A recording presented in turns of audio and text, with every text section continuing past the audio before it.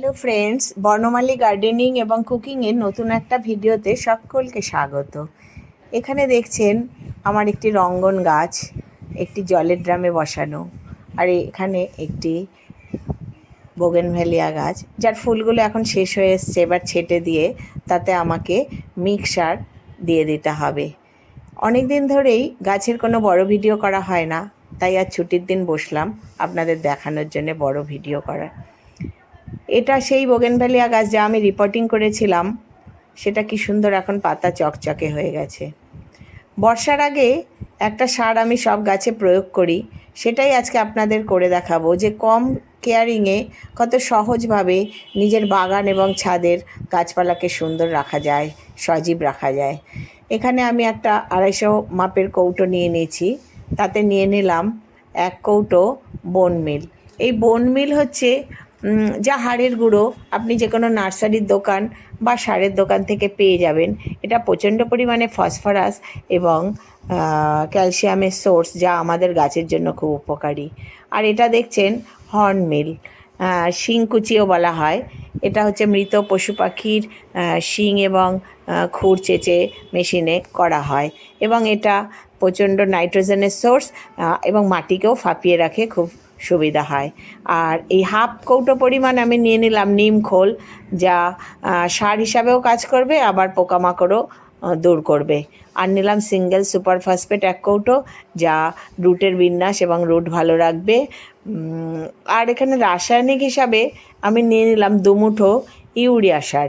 Urea সার হচ্ছে নাইট্রোজেনের source, গাছে দিলে আস্তে আস্তে স্লো রিলিজ হবে, এবং খুব কম পরিমাণ আমি এতটা মিক্সচার তৈরিতে 2 মুঠো মাত্র দিলাম, যাতে গাছের পাতাগুলো এখন সবুজ এবং সতেজ হয়ে যায়। আর দেব পটাশ, এখানে মিউরেট অফ পটাশ নিলাম 2 চামচ মতো। এইগুলো সব মিশিয়ে আমি তৈরি করব এই মিক্সচার।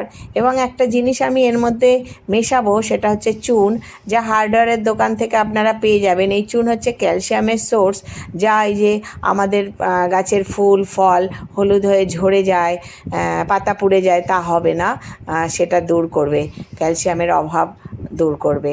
আমার এই বাটির 2 বাটি মতো মোটামুটি এখানে হয়ে গেল মিক্সচার। আমি অনেকগুলো গাছে 1 মুঠো করে এখন বর্ষার আগে দিয়ে দেব, এবং এর সাথে বর্ষার জল পেয়ে, আর এর সাথে আপনারা কিছুটা কম্পোস্টও দিয়ে দেবেন এই সময়।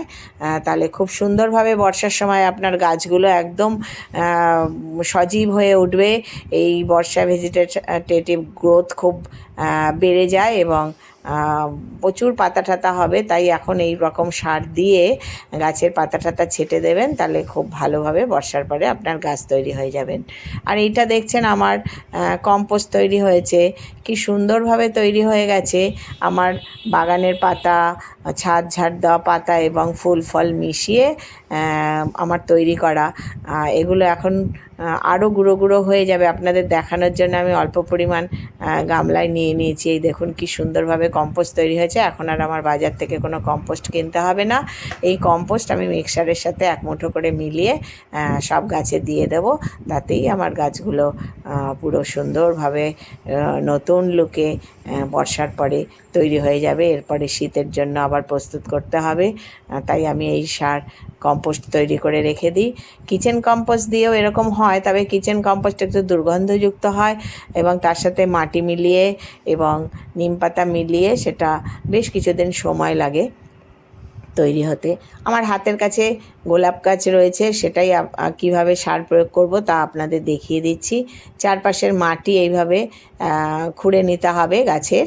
আপনারা যে পার্মানেন্ট গাছ আপনার ছাদে রয়েছে, তাতে 1 মুঠো করে এই সার দিয়ে দেবেন। আমার এখন কোনো কম্পোস্ট দিতে হবে না। আমি গরমের সময় মে মাসে মালচিংয়ের জন্য যে ফুল পাতা দিয়েছিলাম, সেগুলোই এখন পচে এর কম্পোস্ট হয়ে গেছে। আর 1 মুঠো মিক্সচার দিয়ে দিলাম, দিয়ে এবার গোড়ার মাটির সাথে মিশিয়ে দিয়ে আমি জল দিয়ে দেব। তাতেই মোটামুটি আমার বর্ষার আগে প্রিপারেশান গাছের হয়ে যাবে। আমার সব গাছগুলোতে যত জবা, টগর, অ্যালামন্ডা, শিউলি যা কিছু আছে সব গাছে আমি দিয়ে দেবো। এমনকি ফল গাছগুলোতেও আমি এই সময় লেবু, পেঁপে সব গাছেই আমি এই সার আমি এখন প্রয়োগ করে দেব বর্ষার আগে, যাতে আর কি এদের খাদ্যাভাব পূরণ হয়। এই গোলাপ গাছেও আমি দিয়ে দিলাম সুন্দরভাবে। আপনারাও আপনাদের যে ছাদে গাছপালা রয়েছে তাদের এক মুঠো করে দিয়ে দেবেন, দেখবেন কত সুন্দরভাবে গাছগুলো থাকবে এবং ভালো ভালো থাকবে। আর এটা একটা ফুরুষ গাছ, লাল ফুরুষ, খুব সুন্দর এখন ফুল হয়। আমার আগেরটা মরে গেছে, তাই জন্য আমি একটা লাল ফুরুষ গাছ আমি নার্সারি থেকে নিয়ে এসেছি, একে পরে আমি রিপোর্টিং করব।